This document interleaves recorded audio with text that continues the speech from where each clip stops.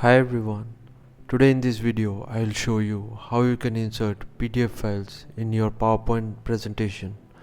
To do that, simply go to the slide you want to insert the PDF. Now click on Insert tab. From here, select Object. Now once this opens, select Create from File. Click on Browse. Now locate your PDF file and click on Open. And click on OK then. Now it will show as an image. Now if you double click on this image, the PDF file will open.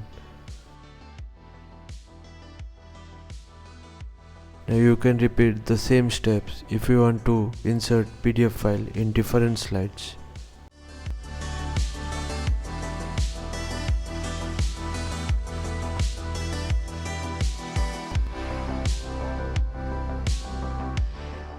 So once you are done inserting all the PDF files, simply save the PowerPoint file. Once you save the PowerPoint file, you don't have to carry the PDF file separately.